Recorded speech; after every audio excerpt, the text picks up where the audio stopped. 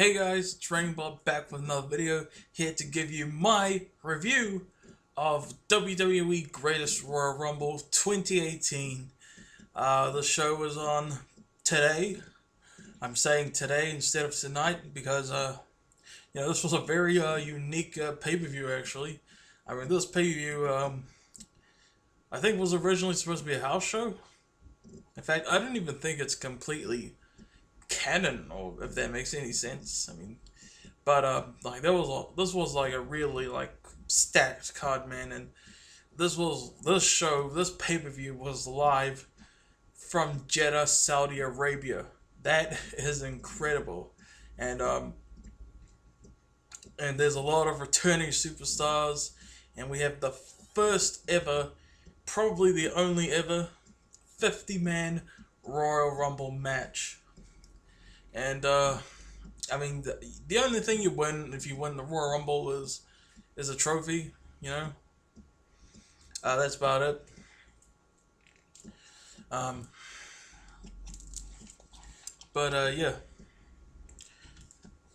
and the title, and the title, like literally a title, like a championship title, Greatest Royal Rumble. You know, it's kind of hard to explain this pay-per-view, like the context of this, but really not much to it. I feel like, if I keep explaining it, I'll go on for half an hour, and I should probably just review the match card as it is, because what really special show tonight, man. Just got off the air. Well, not just got off the air. Maybe it got off the air like 1-2 hours ago, because during the main event, the 50-man Greatest Royal Rumble match, of course, I paused the show because I was so hungry, man.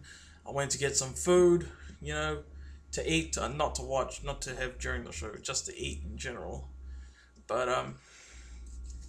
and I ended up getting a Gatorade, and I had some of it during the Royal Rumble match main event, and I'm still drinking it now, actually, as I'm recording this review. Delicious, man.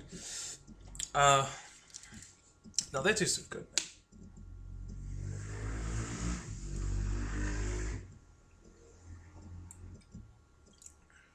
But I probably should be getting to this review. So for me, this started at 4 in the morning, which is so different, man. But so that was incredible. Very different, unique experience, watching this pay-per-view. Like I said, probably shouldn't go too much explaining now. Just get on with the matches. And to open the show, we have Triple H versus John Cena.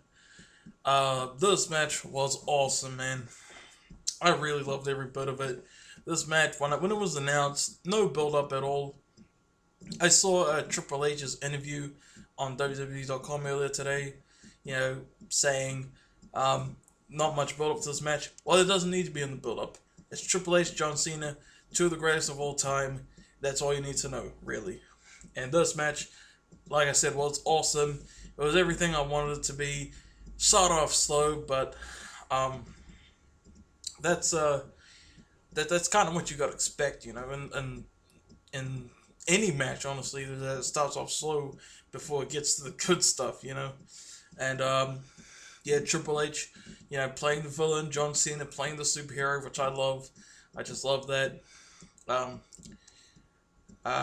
Triple H kicks out of an AA. It was a really close 2 count, by the way, and I thought that was it, actually, because this being like this type of show, the thing about the show, it was a great show, honestly.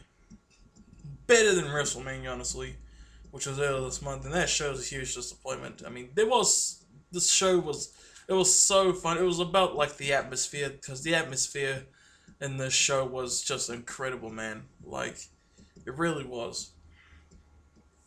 Like, it was so easy to get lost into, that's kind of the great thing about the show. Maybe not every single match is a 5-star technical classic or anything, but that's what made the show great, was the atmosphere. And Triple H, John Cena, when Triple H kicked out of that first AA, like, I thought that was it, because the way, like, even, like, a normal move looked like it had great impact, I think John Cena tried to do the AA again, but Triple H counted it into a pedigree, and I got a little bit scared here, because I love my Cena, I love my John Cena, my favorite wrestler of all time. When Triple H went for the pin, 1, 2, Cena kicks out, thankfully. There's this thing that I noticed in matches, by the way. If it's not every time, but most of the time, if the person being pinned, if you see that their eyes are wide open, I feel like you just know they're gonna kick out. It's like they're kind of preparing to kick out in a way, But if like their eyes are closed, that might be it. So Triple H did the pedigree, John Cena kicked out of it, and that was awesome. Then they fight some more. And John Cena went for the 5-knuckle shuffle. He did the back body drop thing and went for the 5-knuckle shuffle, but Triple H got up, turned into a spine buster. That was awesome. And then Triple H mocked the "you can't see me" thing when Cena was on the ground. And then he did the suck it thing, DX. Then he did a fist drop of his own, like his own 5-knuckle shuffle. That was a cool moment, not gonna lie. And the ending of the match came. John Cena ended it finally. AA to Triple H, and instead of doing the roll through thing like he usually does, he did what's that move called? When they have their legs and they kind of pull back, and he did that thing into the corner. Triple H was still up. He did that after the first of the double AA thing. Then John Cena lifted up Triple H one last time for a third AA, pins him, 1, 2, 3. John Cena defeats Triple H as I wanted and hoped for, and I'm happy about that. Awesome opener. Besides the Royal Rumble match, honestly, that's my favorite match of the night. I loved it so much, man. And yeah, then we have the next match, WWE Cruiserweight Championship Match. Cedric Alexander defending against Kalisto. Cedric Alexander's first Cruiserweight Championship defense after winning it at WrestleMania. I mean, it was on the pre-show, but it was still at WrestleMania. This was a fun match, I thought. Even I couldn't really pay attention to it at first, because I was like, man, this match is really like, I was kind of assuming it would kind of be. I was just thinking about Cena Triple H because I love that match so much. It was awesome, and I kind of assumed that this would be like a, what do you call it, like a bathroom break type of match. Not trying to disrespect these wrestlers or anything. It's kind of sad that we kind of think of the Cruiserweight division as the bathroom breaks again, because they were doing so friggin' well on 205 Live, the show itself, on the network, and now the best in most matches you get is 3.5, honestly. I mean, at least on pay-per-views, like, they should really deliver on pay-per-views, honestly, I think. I'm just saying, I just had to, kind of bring that up a bit. But this was a fun match, I thought. A lot of fun, high lucha, type of high-flying moves between these two guys. First time ever, actually, these two have fought, and I was actually kind of surprised. This seems like I don't know, that just sounded like a match that would have happened like a million times, But, wow, this is actually first time ever, and it was fun. I loved the spot when Kalisto did the Spanish fly, or the flip bottom from on top of the rope. It kind of looked like he was bouncing his legs off the rope. I don't know if that was on purpose or by accident, but he definitely hurt himself a little bit when they landed. That was an awesome moment. And you know, pretty much what you expect. Fun, solid Cruiserweight match. Cedric Alexander, of course. Lumbar check. Pins Kalisto 1, 2, 3. He retains the Cruiserweight Championship. Good stuff. And then we have the Eliminator Tournament final match for the vacant WWE World Tag Team Championship. Woken, Matt Hardy, and Bray Wyatt versus the Bar, Sheamus, and Cesaro. Alright, and you know, at WrestleMania, as you know, at WrestleMania, what happened at WrestleMania?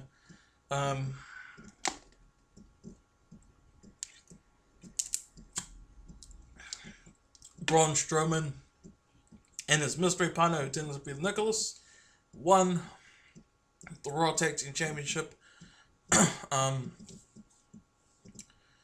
They actually had to relinquish the title on the Raw after WrestleMania 34.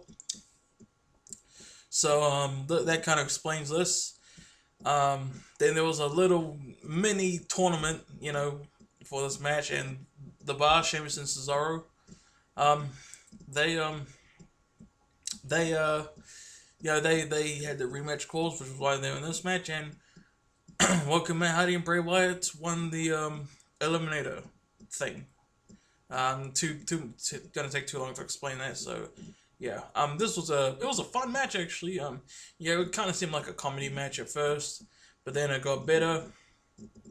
You had Bray Wyatt, shocking Sheamus with his Sister Abigail pose thing, and Matt Hardy and Bray Wyatt just being awesome. I really love this tag team, man. Bray Wyatt and Matt Hardy. Bray Wyatt does not the Sister Abigail, but that crawling thing. He does that. Matt Hardy tags himself in. Bray Wyatt and Matt Hardy do an assisted twist of fate onto Sheamus for the 1, 2, 3, win the Raw Tag Team Championship. Awesome. Good for them. I was happy about it. And cool. Then we have the WWE United States Championship match. Jinder Mahal won the U.S. title at WrestleMania, of course, which pissed me off. And then like a week later on Raw, Jeff Hardy got traded to Raw, as did Jinder Mahal because he was on Smackdown. And Jeff Hardy beat him to win the U.S. title. Grand Slam champion, baby. And here Jinder was cashing in his rematch clause. This was it was alright, you know, not too bad, not too horrible either. I actually think Jeff Hardy's a decent opponent for Jinder Mahal, honestly, who sucks, honestly. But the match was just whatever. Mahal playing the heel, Jeff Hardy, you know, playing the face and stuff. There's not really much to talk about, but the ending, man. I mean, not the ending, but there was this amazing moment in the match. Jeff Hardy did the whisper in the wind, and you could tell he did not connect to Jinder at all. And after Jeff Hardy was already on the floor, Jinder, who was still standing up, fell. he just fell down. For no reason. I hope I'm explaining that perfectly, but that cracked me up so much, man. I was like, and I actually talked to one of my friends, hey, did you see when that happened and Jinder did that? And man, we're both cracking up at that, but yeah. And Jeff Hardy, twist of fate, swanton bomb, retains the US title. Good stuff, you know, that's the result everyone wanted, including me. So yeah, then we have the WWE Smackdown Tag Team Championship match. The Bludgeon Brothers, Luke Harper and Erick Rowan, defending against the Usos, Jimmy and Jey Uso. It was a whatever match. You know, kind of shame to see such an amazing feud like New Day versus the Usos turn into this. It's just Bludgeon Brothers squashing them. Like, I feel like you really legitimately could have great matches between the Usos and the Bludgeon Brothers. But they're not taking that opportunity to do that. Why not? Like definitely, it's just squash, man. Just Bludgeon Brothers squash the Usos in this match too. Unfortunately, like what else is there to talk about? Bludgeon Brothers win. It was pretty much a squash, you know, which is unfortunate for the Usos. So, whatever, man. Just, I don't know. Seriously. Then we have the next match. And one of the better matches of the night, we have the Fatal 4-Way Ladder Match for the WWE Intercontinental Championship. Seth Rollins defending against The Miz, Finn Bálor, and Samoa Joe, who returned on the Raw after WrestleMania because he was injured before. This match was awesome. A lot of these matches were short too, like 15. None of them were like longer than 15 minutes, honestly. I mean, besides the Rumble match, of course, and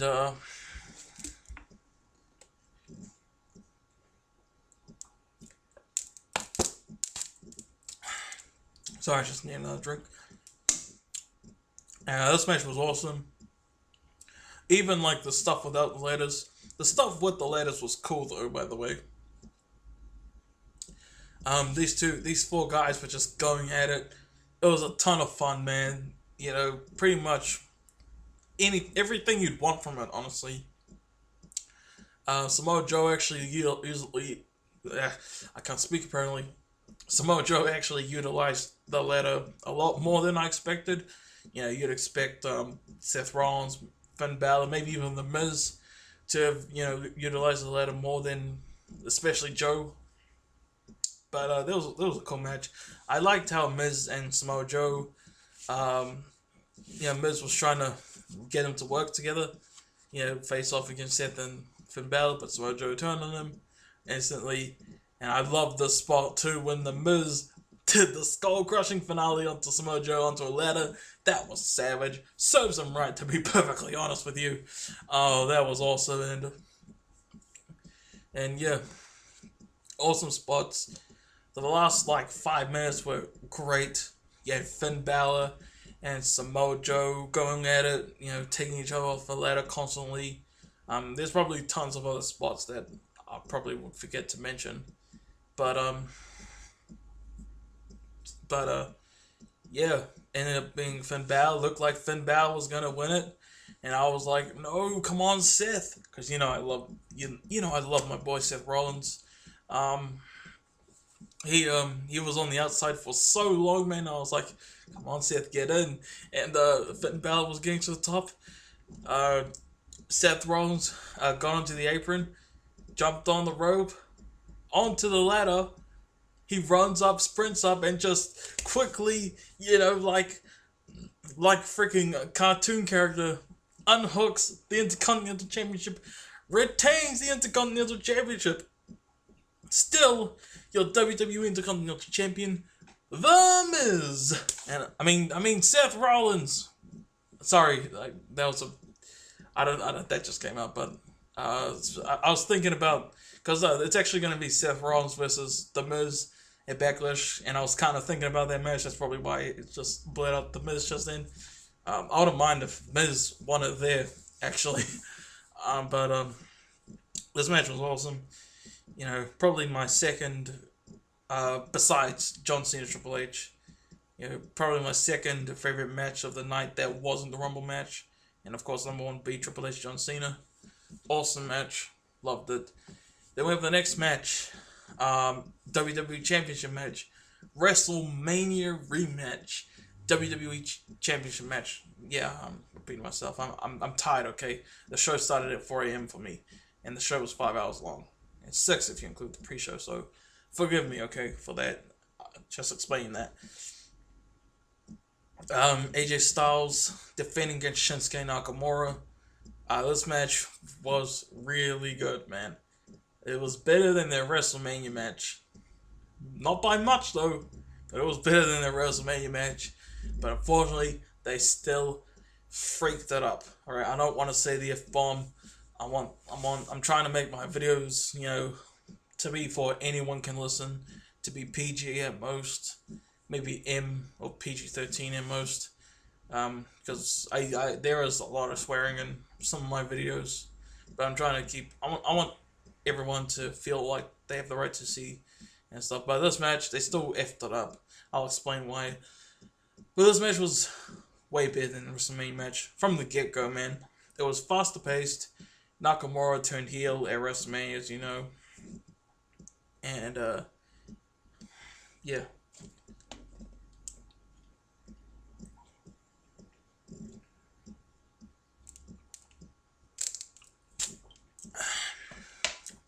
And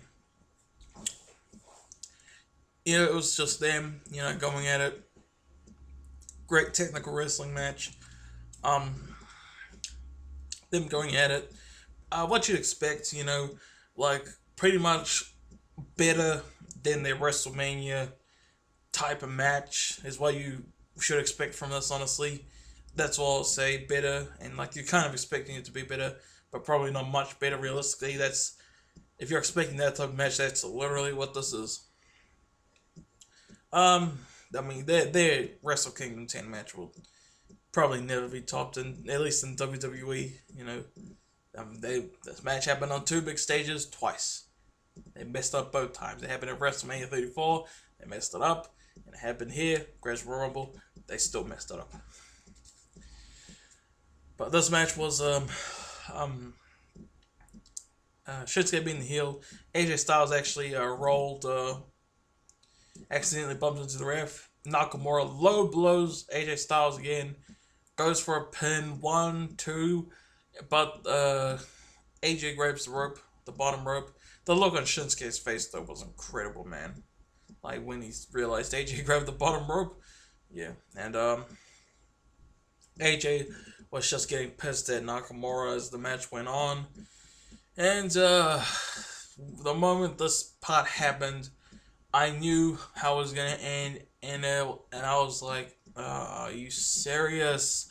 That's how I felt. They bring the fight to the outside of the ring. AJ's beating up Nakamura on the announce table, and they get counted out. Alright, that's the bull crap.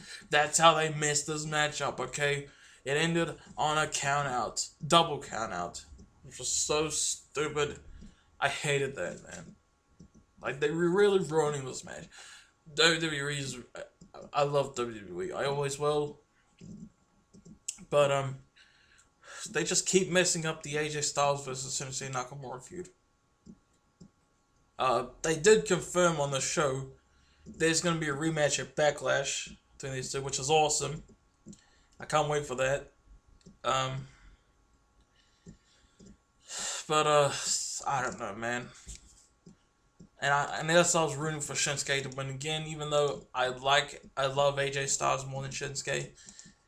I just want Shinsuke Nakamura's in the name in the books as WWE Champion.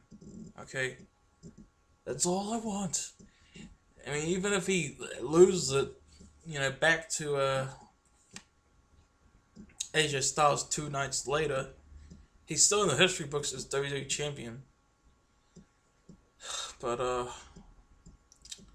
I don't know, man. But, it was what it was, but at least we're getting a rematch. I hope Nakamura wins it there, because he really, I really want his name in the history books, and I want him to have a reign with it. I want him to hold it until at least SummerSlam, where he'll face Daniel Bryan, I hope, who I'll be talking about later on. So, yeah, but whatever, man. But then we have the casket match. Rusev versus The Undertaker. Yes, guys, Undertaker's back again already. Funny story behind this match, actually. It was announced Rusev versus Undertaker in the casket match. Then it was changed to Chris Jericho versus Undertaker in a casket match. Then it changed again to Rusev versus Undertaker in a casket match. And originally I was like happy about Jericho Taker, but then when they changed it back to Rusev Undertaker, I was a bit disappointed. But then at the same time, I was like, wow, actually, maybe it was better that it was Rusev if it said Jericho. I'm not saying Rusev is better than Jericho. Okay, not even close. Okay, but because we've seen Chris Jericho versus Undertaker before, we have never until today seen Rusev versus Undertaker. Not even anything like that. Like when they announced Rusev Undertaker, that was like one of those things that you didn't know you wanted until you found out about it, if you know what I mean. Like this was a dream match that you didn't know you wanted until it was announced. Until it happened. I'm pretty sure this is saying something like that, but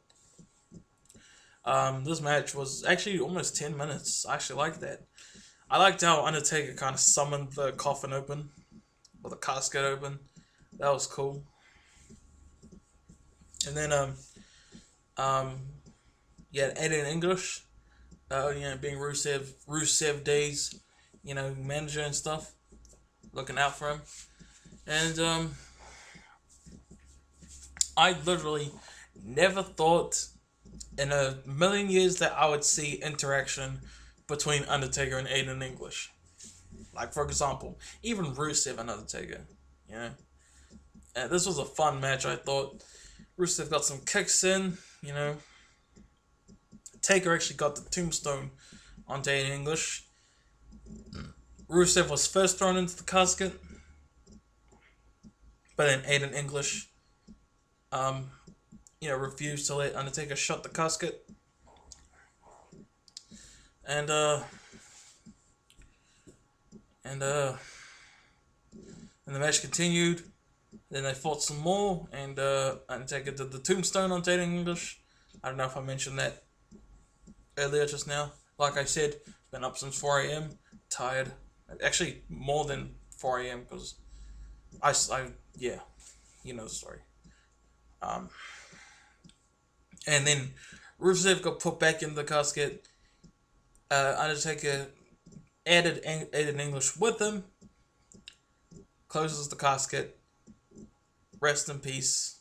R.I.P. in peace. Rusev and Aiden English. That was awesome. It was awesome seeing Undertaker again. I'm glad he didn't retire. Honestly, after the Roman Reigns match last year, because we all thought he was for sure retired, But then he faced John Cena at WrestleMania this year. Then he faced Rusev in the same month here. Crazy, man. I saw like a tweet or something. I think it was on a podcast actually, saying at this point, Undertaker will be wrestling Velveteen Dream at WrestleMania 40. Which may very well happen, but yeah. I'm still actually never mind. I don't wanna jinx anything. So but I'll say that I see Undertaker still wrestling until at least WrestleMania 35 next year. April 7th, 2019. Back in MetLife Stadium. Bye-bye. But yeah. Then we have the next match. The Steel Cage match for the WWE Universal Championship. Brock Lesnar defending against Roman Reigns. Another WrestleMania World Title rematch. This match was good. Kind of what I expected it to be. Except maybe the ending. I'll get onto the ending, of course, but it was Brock Lesnar starting off, taking Roman Reigns to Suplex City. F5, 2 F5s actually in a row pretty much, but Brock knew that wasn't going to end the match there.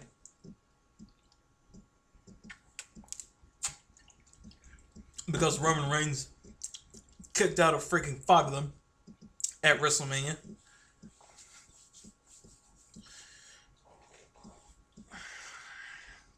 But then he, I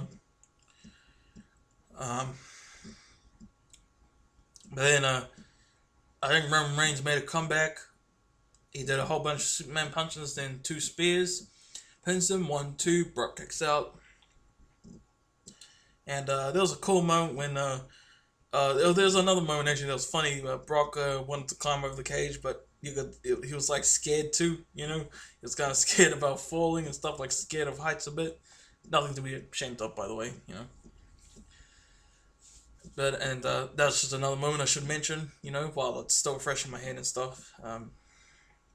Roman Reigns told the referee to open the door, and then looked like Roman Reigns was getting out. Then Paul Heyman comes out, smashes the cage door against Roman's head, and that forces the gate shut.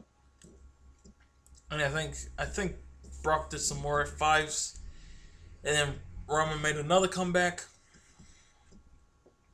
And Roman Reigns speared Brock Lesnar. One more time. I think this was the 5th spear in this match. I think he did another bunch of spears, before, like after the first 2 set of spears. And Roman Reigns, and he crashed when Roman Reigns speared Brock Lesnar through the cage. Yeah, went through the cage. Like, speared him through the freaking cage, and they both ended up on the outside. But Brock Lesnar hit the fall first. Brock Lesnar defeats Roman Reigns again. Retains the Universal Championship. Holy crap. I did not expect that ending. Probably a smart ending, honestly, because it was a holy crap moment. But at the same time, it protects, and I was kind of, using the bunny ears, quotation marks, protects, Roman Reigns, because they gotta make him look strong. I'm just making a joke, but I do like Roman Reigns. I do disagree with some of the stuff they do with him, but yeah, I'm still a huge Roman Reigns fan. Always will be, to be honest. I just, making a little bit fun of that, because even it does annoy me a bit. I'm still a huge Roman Reigns fan, though I own his gloves. Man, I own a replica of his gloves that I got from a WWE event 2 years ago.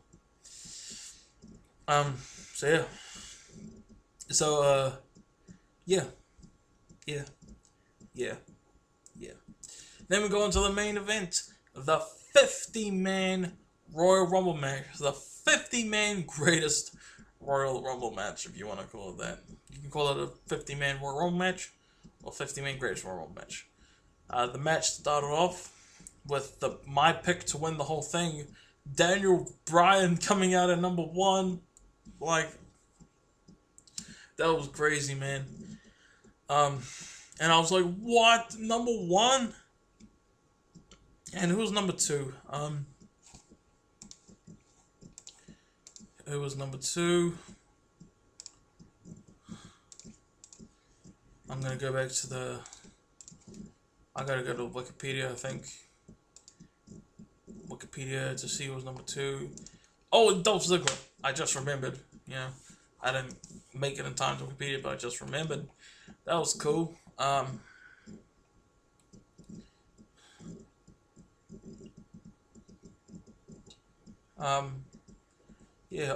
I did just get to Wikipedia, and it says that Roman Reigns and Brock Lesnar match ended in a draw. Are you serious? They said Brock won the match. Okay. I hope they don't do Brock versus Roman again. Honestly, give us Brock Lesnar versus Bobby Lashley, please, at SummerSlam this year. Because Bobby Lashley came back, by the way. That was incredible when he came back. But yeah, to start off, these two were in it for a long time. And you have no idea how long I'm talking about, bro.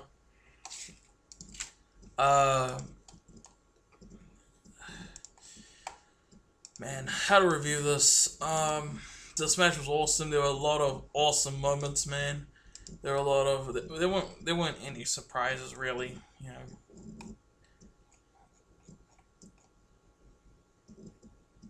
But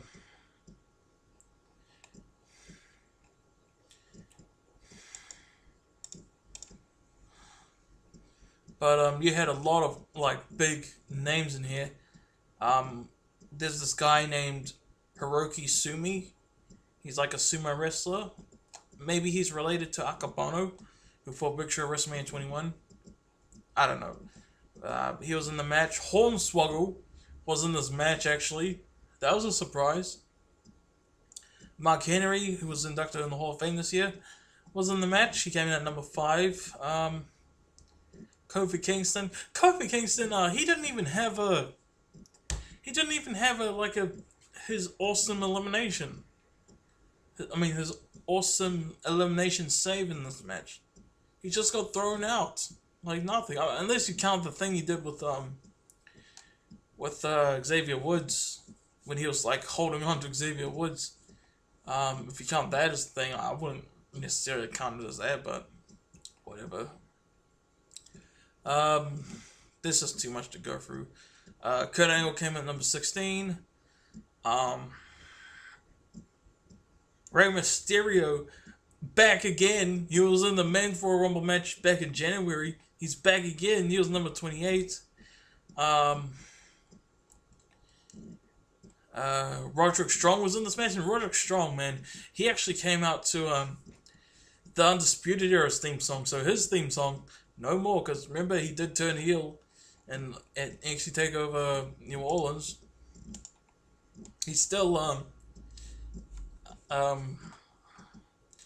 yeah, he's still part of still NXT, part of Undisputed Era. Man. So yeah. Then other names in there, Bubba Tunde, someone named Bubba Tunde from NXT was in there. Who else from NXT was in there? Tucker Knight from NXT was in there. He was in there for quite a bit actually. Dan Mather was in there. Great Khali was in there. Yeah. Chris Jericho was in there. Shane McMahon was in there. Kevin Owens. Bobby Lashley in this Rumble, first since 2007. And a whole bunch of names. 50. And with being 50 eliminations, I mean, not 50 eliminations, but 50 men in this match, you probably should expect that most of them, you know, are going to be kind of filler spots, you know. It's like how the 40-man Royal Rumble match was back in 2011. And it's kind of like a double album, you know, if you know what a double album is. It's kind of like Pink Floyd's The Wall, Led Zeppelin's Physical Graffiti, Nine Inch Nails' The Fragile. Those are double albums. Even the one by Rolling Stones, forgot what it's called. Exile on Main Street, I think it's called, something like that. But anyway, the point is, like, they're double albums. Like, they're 2 whole CDs, if you still get CDs. And, you know, there's great stuff on there, but there's also a lot of filler, you know. That's the thing. That's like these 50-man, 40-man Royal Rumble matches, you know. That's why the best will always be the 30-man Royal Rumble matches, you know. Also, it's kind of crazy, don't you think, that we got 3 Royal Rumble matches this year. Not only that, but they were 3 completely different Royal Rumble matches. Honestly, you had the normal men's Royal Rumble. You had the first ever women's Royal Rumble.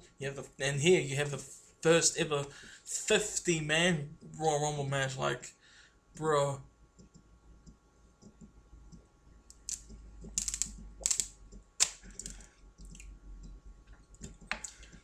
And I just finished off my Gatorade. Well, at least my first bottle. I got another Gatorade in the fridge. But yeah. I don't know what else to talk about. You guys did see at the start of my video, right? The video you're watching right now. Possibly the greatest moment in any Royal Rumble match ever. Titus O'Neil comes out number 39. He tries to get in the ring, but he accidentally goes under the thing. That killed everyone online, man. Everyone is talking about that online. It was an insane, amazing moment. He tripped, though. Like, you could tell he tripped, but he was still kind of going for a dive into the ring. That was amazing. I'm very glad I got that clip at the start of this video. Hopefully WWE is okay with me using that more.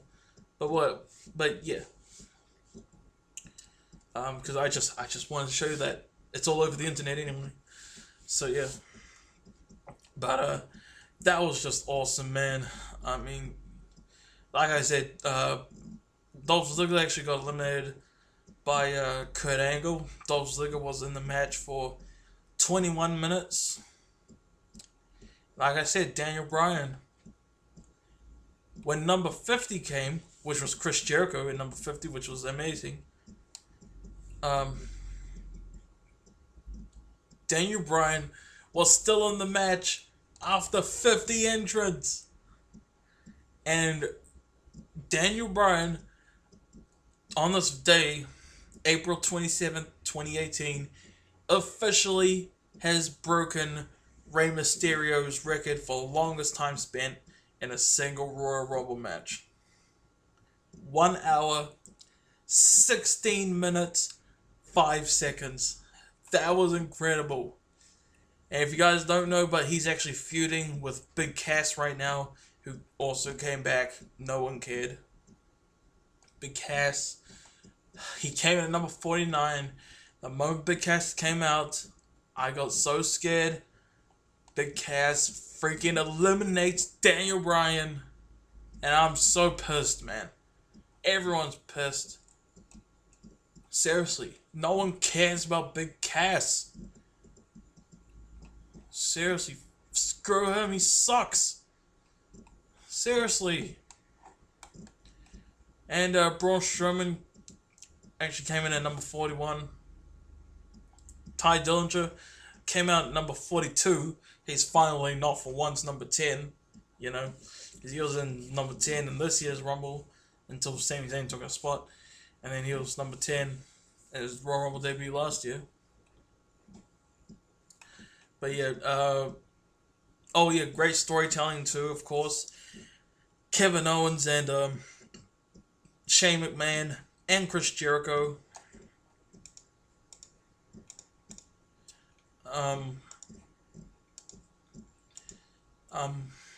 You know, all were in rivalries recently, at least recent memory, I should say. And there was storytelling of them wanting to beat each other up and stuff. And the way that Shane McMahon got eliminated, man, was incredible.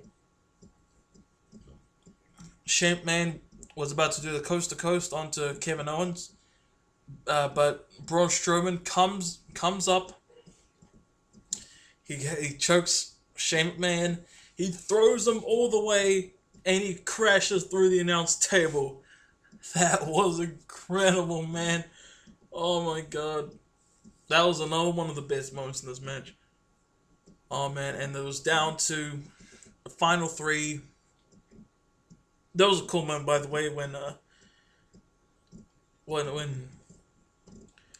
Daniel Bryan was doing his multiple running kick thing to both Braun Strowman and Bobby Lashley in their corners. That was awesome. So yeah, and the final 3, it was Daniel Bryan, Big Cass, and Braun Strowman. And when Big Cass eliminated Daniel Bryan, I was so pissed. And I wanted Braun Strowman to win then. The only reason I wanted him to win was because I'm pissed off at Big Cass for freaking eliminating Daniel Bryan. But Braun Strowman was the other, you know, likely pick to win this match. Like, him and Daniel Bryan were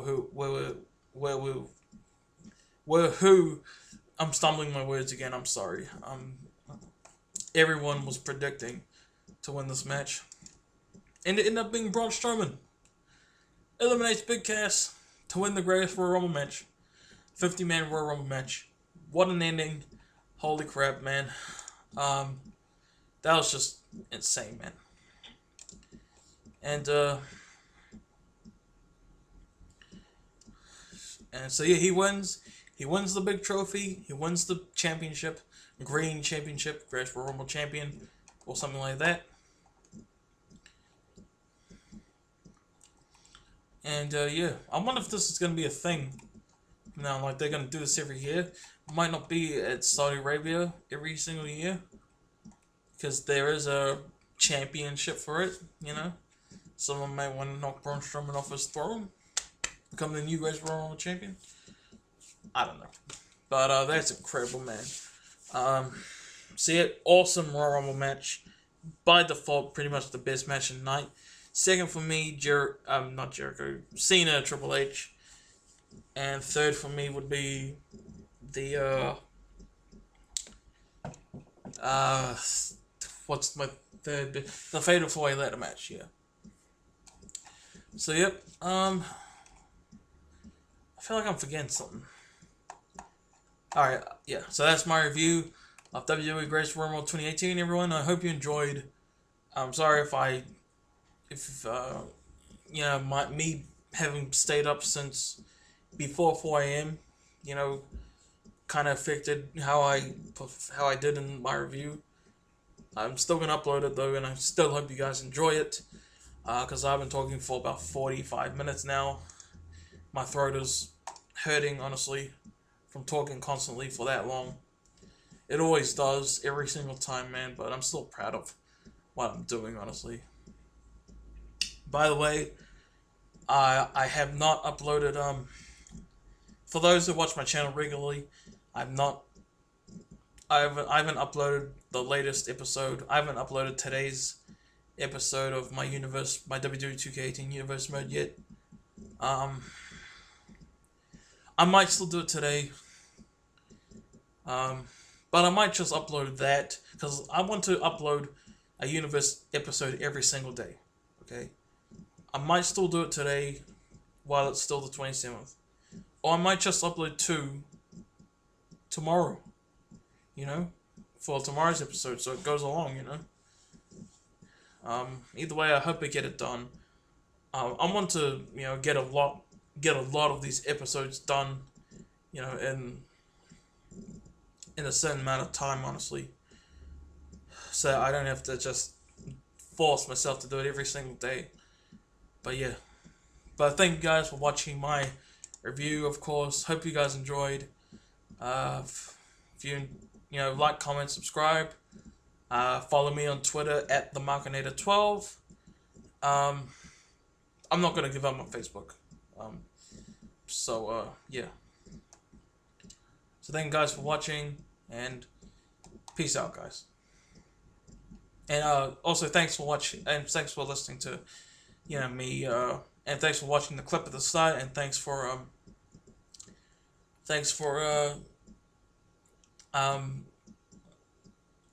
listening to my review and my update on my Universe Mode series, WWE 2K18 Universe Mode series. So thank you guys for watching and all, and peace out, guys. Enjoy your day, and yeah, that's all, everyone. Peace out.